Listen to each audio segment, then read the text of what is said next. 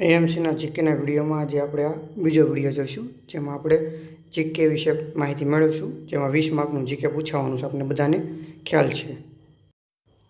એએમસીનો syllabus દર્શાવ્યો છે, જેમાં વીકે 20 માર્કનું છે અને બાકીનું મળીને 80 માર્કનું છે. એમ ટોટલ 100 માર્કનું પેપર છે. આજે આપણે આ વિડીયોની અંદર જીકેના 20 માર્ક વિશે માહિતી મેળવીશું. પહેલો પ્રશ્ન, ગુજરાતમાં સૌપ્રથમ રેલવે ક્યાં બે સ્ટેશન વચ્ચે શરૂ થઈ? ઉત્તરણ અને અંકલેશ્વર. બીજો ક્વેશ્ચન, ગુજરાતનું કયું બંદર દુનિયાનું વસ્ત્ર કહેવાતું હતું? ખંભાત. પ્રશ્ન ત્રીજો, પાટણના પટોળાની કળા ક્યાં રાજવીના સમયમાં વિકસાવવામાં આવી હતી? સિદ્ધરાજ જયસિંહ. ચોથો ક્વેશ્ચન, દ્વારકાનું પ્રાચીન નામ શું હતું? દ્વારમતી. પ્રશ્ન પાંચમો, ઉકાઈ અને કાકરાપાર યોજના કઈ નદી પર આવેલ છે? તાપી નદી ઉપર આવેલ છે. પ્રશ્ન છઠ્ઠો, પૃથ્વીના ગોળા પરથી પૂર્વથી પશ્ચિમ આડી કાલ્પનિક રેખાને શું કહે છે? અક્ષાંશ. પ્રશ્ન સાતમો, બનાસકાંઠાના ઠાકોરોનું કયું લોકનૃત્ય જાણીતું છે? મેરાયું નૃત્ય. પ્રશ્ન આઠમો, તાનારીરી સંગીત મહોત્સવ ક્યાં કરવામાં આવે છે? વડનગર, જે મહેસાણા જિલ્લામાં આવેલું છે. પ્રશ્ન નવમો, શ્વેતપત્ર એટલે શું? રાષ્ટ્રીય બાબતે પ્રગટ કરેલો અગત્યનો દસ્તાવેજ.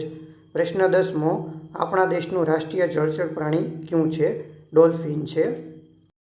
પ્રશ્ન 11મો, લક્ષણો આધારિત બધા જ સજીવો ક્યાં વર્ગોમાં વહેંચવાની કાર્યપદ્ધતિના વિજ્ઞાનને શું કહે છે?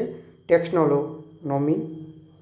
પ્રશ્ન 12મો, એસિડ રેન એટલે કે તેજાબી વરસાદ શબ્દ પ્રયોગ કયા વૈજ્ઞાનિકે પ્રયોજ્યો હતો? રોબર્ટ એંગસ સ્મિથ, જે ઈસવીસન 1872માં પ્રયોજ્યો હતો. પ્રશ્ન 13મો, સરકારી કર્મચારીઓ અને માન્ય નાગરિક માટે અલગ કાયદો હોવો તેવા શાસનને શું કહી શકાય? તો કે વહીવટી કાયદાની પદ્ધતિ કહી શકાય. પ્રશ્ન 14મો, નેતૃત્વ એટલે શું? બીજાને માર્ગદર્શન આપવું, બીજાને દોરવું, બીજાથી ચડિયાતું હોવું તેને નેતૃત્વ કહેવાય છે.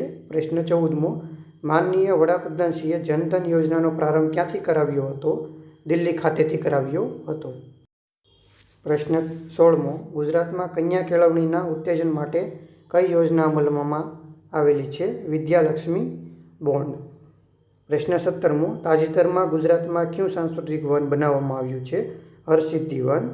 પ્રશ્ન 18મો, તાજેતરમાં બનેલ હરસિદ્ધિ વનનું લોકાર્પણ ક્યાં સ્થળે થયું છે? તો કે ગાંધવી, કલ્યાણપુર, દેવભૂમિ, દ્વારકા જિલ્લાની અંદર બનાવવામાં આવેલું છે. પ્રશ્ન 19મો, તાજેતરમાં ભારતમાં તમાકુ નિયંત્રણ માટે બ્રાન્ડ એમ્બેસેડર તરીકે કોને નિયુક્ત કરવામાં આવ્યા છે? તો કે પીવી સિંધુને.